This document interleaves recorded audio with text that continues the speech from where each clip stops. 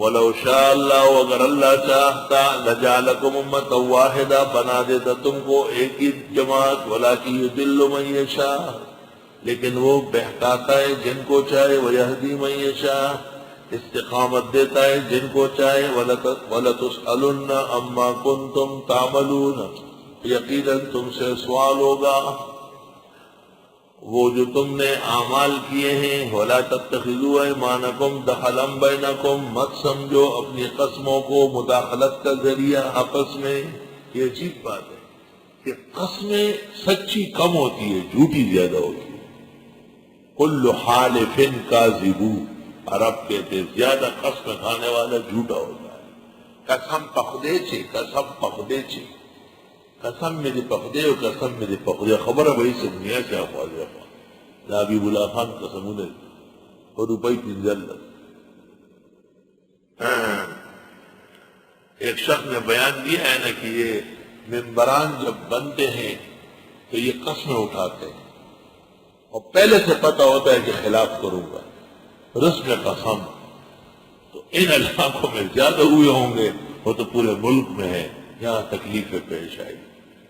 وَلَا تَتَّخِذُوا أَيْمَانَكُمْ دَخَلًا بَيْنَكُمْ، مت سمجھو اپنی قسموں کو مداخلت کا ذریعہ باہم، فَتَزِلَّ قَدَمٌ بَعْدَ ثُبُوتِهَا، پس ڈگ جائیں گے پیر بعد جمنے کے، وَتَذُوقُوا السُّوءَ بِمَا صَدَدتُّمْ عَنْ سَبِيلِ اللَّهِ، اور تم چکو گے سزا وہ جو روک لیا تم نے اللہ کے راستے سے، وَلَكُمْ عَذَابٌ عَظِيمٌ، تمہارے لیے عذاب بڑا ہوگا۔ اس جگہ کو ذرا غور کر لو طلباء، فرمایا آپس میں قسموں کو مداخلت کا ذریعہ مت سمجھو۔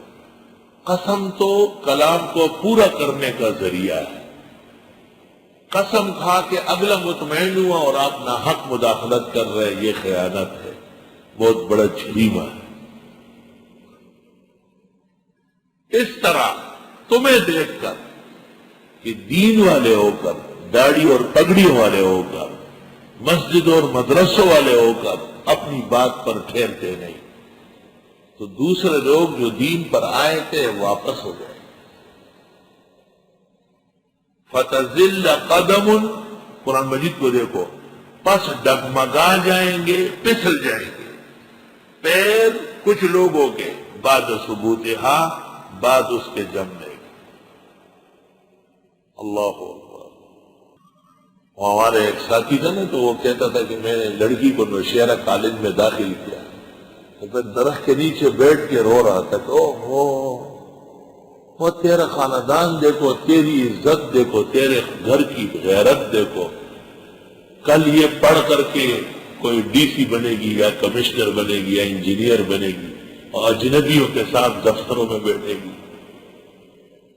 کل میں اگستے فلان کی خانہ دا کم عذاب درمان رال ہوئے دا سکے، پھر بس پجڑا میں ناستوں میں خامخ وننا چھڑے میں والے، اتنے میں گاڑیاں آتی رہی، یہ کس کی گاڑی ہے؟ یہ فلاں قاضی صاحب کی ہے، اس کی بیٹی آئی، یہ فلاں کی آئی، یہ فلاں لیڈر صاحب کی بیٹی آئی۔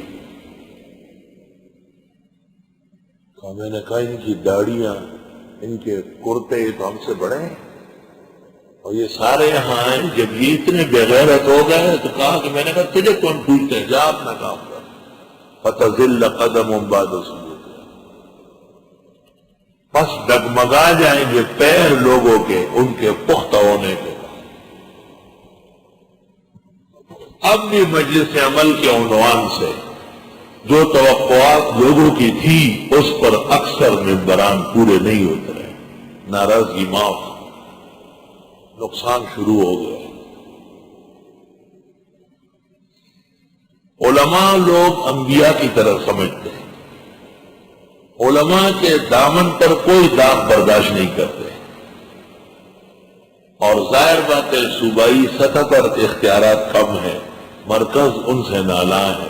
نالا کیا ہے؟ مرکز ان کے ساتھ برسر پیکار، وہ سج رنگ جنوانا اور سدا دے لندے سدا غیبیتو دا خراب ہوا اور صوت اختیارات ملو دش سے جران دروانا سے دانے لوگ دے سے آگئی کی گڑ بڑ خلق دیو.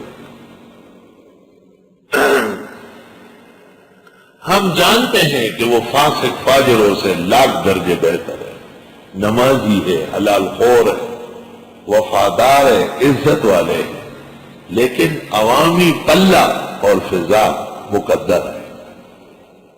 اس کا غم کر رہا ہوں. مجھے شخصی طور پر ان سے کوئی شکوہ نہیں، وہ سب ہم سے افضل ہے. مسجد اور مدرسے میں دین بیان کرنا آسان ہے.